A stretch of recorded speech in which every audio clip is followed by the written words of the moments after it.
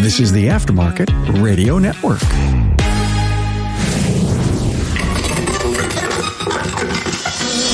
I am with Aaron Becker at the TST Big Event 2022.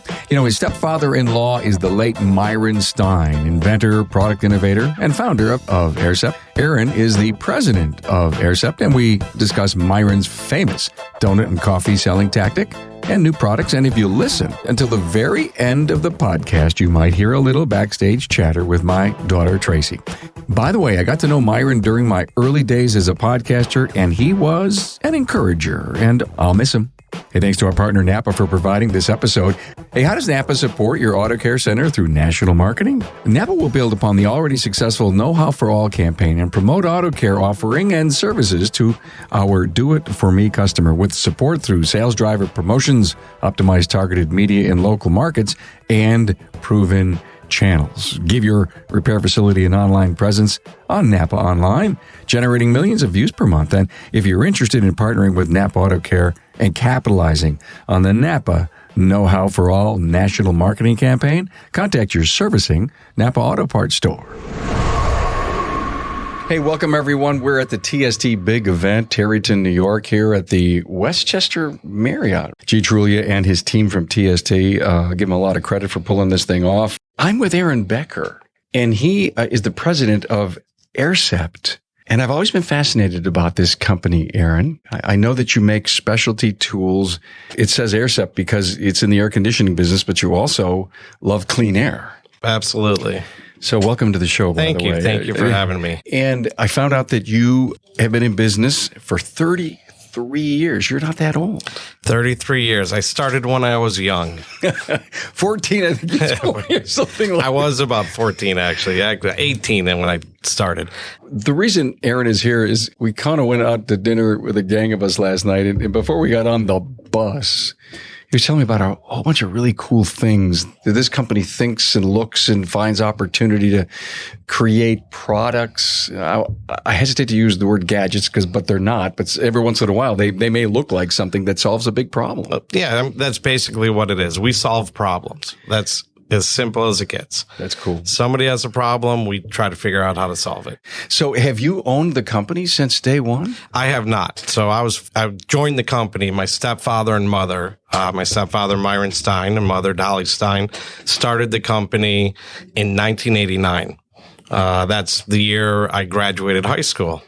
Conveniently. Wow. So I went off to college for a couple of years, and during that time I was helping out at the company. So when I came home for the summer, I was working in the warehouse, doing some things, helping sell product, whatever they needed, small family business. So you were telling me some really cool stories that Myron he was a stick-to-itive guy when he would go out, because you sell a lot to OE. We do. Tell us one of those stories. So Myron taught me determination. No is not necessarily an answer. No just means not right now. Yeah, not right now, yeah. Or yes later. Yeah. Right. So it's figuring out how to get to that point. And early on, I remember as a kid, one of the stories, I say as a kid, as young in the industry. Sure. I remember Myron as we started selling. So back in the day, we were small family business, started out of a condo, trying to make a living, just like anybody else. Myron had an idea, figured out how to solve a problem, and went out to sell it. So we had a chemical called, at the time, it was AirSept air conditioner treatment, which is a antimicrobial, anti-corrosive coating for automotive evaporators. Back then, it just killed mold and mildew growing on the evaporator, prevented the regrowth for up to 3 years, and got rid of the smell. So if you had allergies or any issues like that, it would clean the AC system. That was a big issue back then because nothing was out there. You had some quick kills, Lysol sanitizers, but nothing that would last for a long time. But you had a new mousetrap that people needed to know about. Yep, okay. Exactly. All right. So we would sell dealership to dealership. We'd fill up bottles and go to Kinko's and photocopy labels, put them on and go dealership to dealership selling the product. Well, it sounds like just an upstart. Exactly what would have happened in 89, exactly. Right? I mean, it was bootstrap all the way, you know. So once we started selling a lot of dealers, he would go in and then approach the car manufacturers. So this was General Motors. And they had a building in the Southeast, a service center in the Southeast. This was back in the days where we had people at the door, secretaries or people monitoring the door, not letting people in. And then every office had a secretary in front of the office. And you had to work your way past everybody. And Myron couldn't get past the front door. So, he'd show up every day at 10 o'clock trying to see somebody. So he realized, let me get here when these people get here. So he would go out, get coffee and donuts, wait for the people to come in and meet them at the front door with coffee and donuts. So he would do that. He'd show up at 6. No, they get there at 5. He'd show up at 5 a.m. every morning trying to work his way in past the engineer. I love it. And that's what he did. And he eventually made it. He made it past the front door. Then he made it over through to get up to the 3rd floor. And then he made it into the secretary or the engineer he needed to talk to. He's getting to the inner chambers sooner or later. Exactly. Right? Okay. All right. Persistence. So no was just not now. He just had to find the way to get into the yes. Yeah.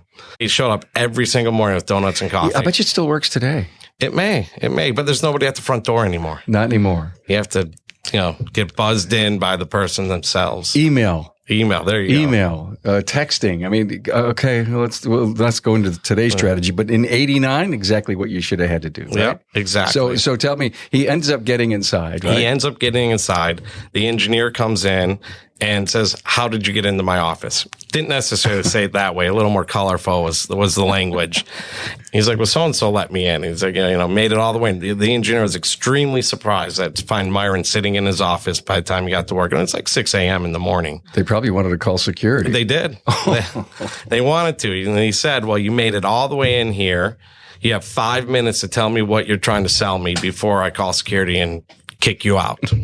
Myron spent his 5 minutes, gave his pitch, left samples for him. A couple weeks later, that engineer called him and said, "I tried your stuff out. Let's see what we can do." And the rest is history. And the rest is history, because you do a lot of OE business. We do. Having OE business is, if you will, it's volume. Yep. It's got to be volume. This is innovation. These are problem solvers. It is. What's the latest one that you guys have? Our line connectors are probably our most popular products that we have that we're always evolving. And that's to solve pinhole leaks or leaks in the AC lines. Yeah. And that one was developed for an OE that they had a problem with their rear AC lines and shipping their rear AC lines. And that's where that started out. Every single vehicle today has air conditioning. Do you find that every shop in America is doing air, or is it becoming more of a specialty? Both. Okay. It's becoming more of a specialty, but I'm not 100% sure. I think more people are getting into it also. And I think it depends. There's a cost to get into it. And that's the challenge. You have to have the recovery equipment. It's not just the knowledge. You were telling me about a $15,000 recovery system? Yep. There's a new $15,000 recovery system that works for 134A and 1234YF. Yeah. I think Snap-on makes it. A variety of people make them now, I think. And I was passing through an air conditioning update here just before I went on with my keynote today. And they were talking about the price of all this refrigerant and where the hell it's going. It's nowhere but up. It's Carm here, talking to you about what the Napa Auto Care Center program can do for your business. You probably already know the Napa brand is the most recognized and trusted name in the automotive aftermarket industry. In fact, studies show that nearly 95% of consumers recognize Napa and associate it with quality parts, service, and technical expertise. So why not complete a Pro Image upgrade and take advantage of that? Pro Image is a co-branding program for the exterior and interior of your shop. On the outside, it includes the Napa colors and distinctive Napa signage. While the public may know you as a reliable, locally owned business, a Pro Image upgrade helps set your shop apart from the competition even further. It's also a visual signal to customers and potential customers that you and Napa are partners. Most importantly, Pro Image really works. This co-branding opportunity has helped Napa Auto Care Centers across the country increase their car counts and sales. In fact, those that have completed a Pro Image project enjoy an average 23% sales increase during the first year. Pro Image upgrades are also available for the interior of your shop. A Pro Image interior upgrade transforms your customer waiting area from merely utilitarian to warm and welcoming. The goal is to maintain your shop's independent identity while enhancing the customer's experience. You can get a free look at what a Pro Image exterior or interior upgrade could look like by visiting the Napa Auto Care members site and clicking on the Pro Image link under the Napa Pro Image tab. Or contact your local Napa Auto Parts store. Your servicing Napa store can tell you more about Pro Image, plus the hundreds of other reasons to become part of the Napa Auto Care family, the largest network of independent automotive repair shops in the country. We talk a lot about labor rates. We talk a lot about new equipment. And if you're in the air conditioning business, you got to pay attention to what's going on. Yeah. And you got to find, I don't mean shortcuts in a bad way, but these kinds of tools that you have. And by no means is this an infomercial at all for AirSept. You know me, I'm looking for really neat companies that have some really cool products. One of the other things you said about fixing problems was kind of a sun visor issue, and all you did was you looked at it and you figured out how to solve it on some kind of, what was it, a Ford van? It was a GM van for a large rental company. Okay. And it was simple. We were walking through their facility that we went to visit. We were talking about another product, and as we walked by, I saw, boxes and boxes, rows and rows of visor clips. And I was like, what's all those, what are those? Why do you have so many of them? And they're constantly breaking on us. And because it's a rental fleet, you can't have a visor, the sun visor, going up and down in front of the driver's face. It's a safety issue. So we have to take these vans out of service when they break, get the new clips put into them, and then put them back in service. So they lose money on service. They lose money. They have to pay for the new clips, and they're constantly breaking.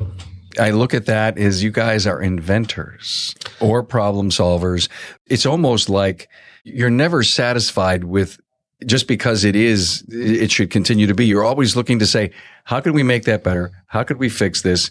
And you may not sell 1 million of those clips as an example, but it's another product and it's a solution for someone. And that's how you develop relationships. It's exactly right. We solve the problem for someone. So when they have another problem, they call us up. How hard is it to come up with these new product ideas? Do you have a team? Take us through an evolution. And I think it's important for the industry to realize this stuff just doesn't appear. Boom. Oh, this is cool.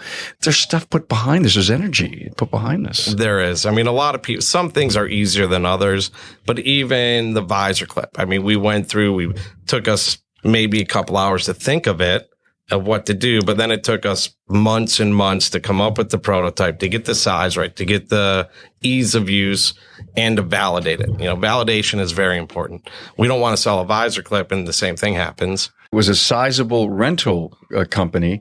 You can't go to them with a solution if it's not going to work. Yeah. So that had to be an immense amount of pressure to get it right. It is. And simplest things aren't necessarily simple. A good example are our line connectors. People look in and go, oh, well, it's just this type of fitting. You just have a seal. You took the O-ring, you changed it out. That's not true. We went through, probably took us 3 years of validation and vibration testing and cold. We test everything from minus 40 degrees C all the way up to, I think, 240 C or something. It goes, the range is huge. And so do you have those testing facilities inside of AirSept, or do you send it out? We have some basic testing facilities. So we have a deep freezer. We have that we bought from a medical company. Okay. We have a dry heat oven. Okay. So it doesn't produce direct heat. So if you put something in a toaster oven, you have the burners above you. If you do use a dry heat oven, you don't have that direct heat. So we can do hot test, cold test. We have a vibration table. So we can put stuff together, put it on a vibration table, and shake it. See what happens. Yeah, see what happens. How do you simulate that item in a vehicle? Do you run a vibration table for 3 days? So if it's for an OE and there's a standard with it, we'll follow the standard. I see. An ASTM standard, if it's on certain chemicals or certain part, or an OE standard, a GM or Ford, they always have a lot of their own standards, or a UL standard, if it's UL or SAE. We look for something to vary it from.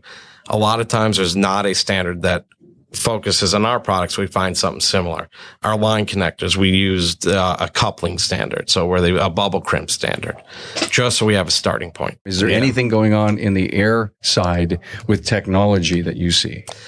It's all changing. It goes back to your question of do you see air conditioning becoming more popular or less popular? I said both, because if you're going to work on cars, as we get into EVs and the technology changes, you have to cool the batteries. You have to cool the system. Whatever you're using to cool the different components in the vehicle is becoming more and more prevalent. And it looks like the AC system is becoming the most common way to cool things, or is the trajectory is bringing us that way.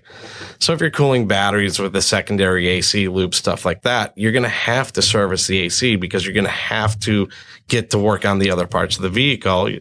The AC part's going to be a key component of it. So as EVs get more popular, if you're not in the AC business and you want to start servicing the EVs, taking away the fact of the technology, if the manufacturers give you, there's other issues with EVs in general of what manufacturers are releasing and what they want to, that's yet to be seen where that goes. But you're going to need to become more and more prevalent with air conditioning. As we evolve to EVs, and again, it's a timeline, and we can't say it's going to happen tomorrow, but we're going to have, I think, larger tickets.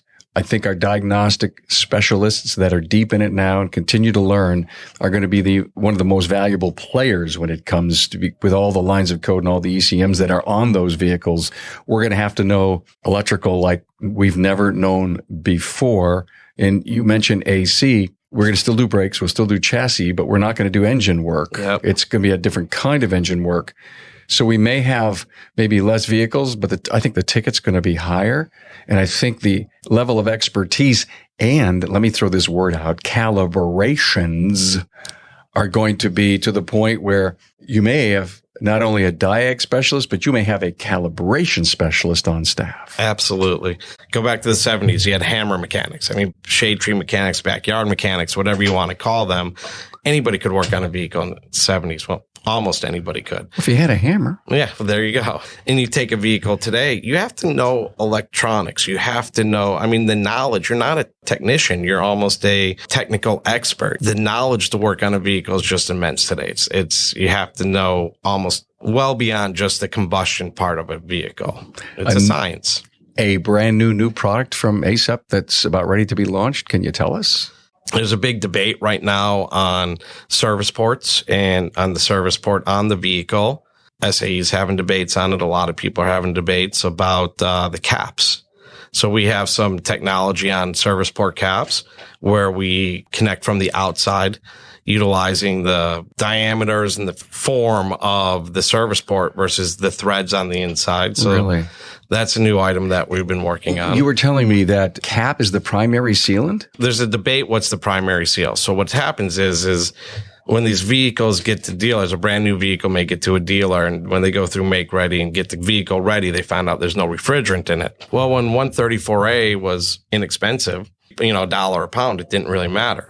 As you move towards YF, I don't know if you heard Peter speaking earlier. I caught part of his. I did. I think he said there's almost every vehicle produced now has YF in it, except for anything over a few trucks may not have it. And there's 100 million vehicles or something like that out on the road right now with YF, maybe even more. So it's expensive. So these vehicles would get to the dealer and they'd be empty. And so the dealer then has to put YF in it, costs, charge back to the manufacturer. Why is it empty? Is it the cap? Is it the valve core? What is the issue? Those are the type of problems we look for. You would think that the Schrader valve is the answer. It's in there tight and the cap is just a secondary protection. I guess it depends who you ask. Yeah, see, you're obviously on the cutting edge of all of this. And, if you're not in the air business and you want to work on EVs, Aaron, it seems like that would be the smart thing to do, or to be sure that your people stay educated. So go get training. Absolutely. And there's plenty of training out there. Then there's a shortage of technicians out there. It's something that AirSept does support is training programs like the TST Big Event and other training programs that are out there. There's such a large need for it. And it's the technical side of things, and something that we're very big on, whether outside of our industry and you're talking about plumbers or you're talking about HVAC people, automotive technicians, it doesn't matter. Technicians or trade skills are in such high demand and they make good money. They have this bad stigma about it, and it's just not true. Let me remind everyone what Aaron just said. They make good money. I know this episode's coming out in 2022. Inflation's a crazy 8%. We're paying more for everything. We need to rethink our profitability, our labor rates. I don't mean to go on a financial rant here, but if we're going to pay the techs based on their commitment to training, that they want to continue to grow, they want to work at a great place, a top shop, then everything that you do for that person, all the training that you give, all the technology that you stay steeped in because you're looking at the future. And who knows, you may own your shop and work 8 hours a week and have other people run it, but you have to meet the call of the future. Absolutely. Thanks, Aaron Becker. Well, thank you very much. Aaron Becker, President of AirSept, Atlanta, Georgia. Hey, thanks for being here, man. Thank you for having me.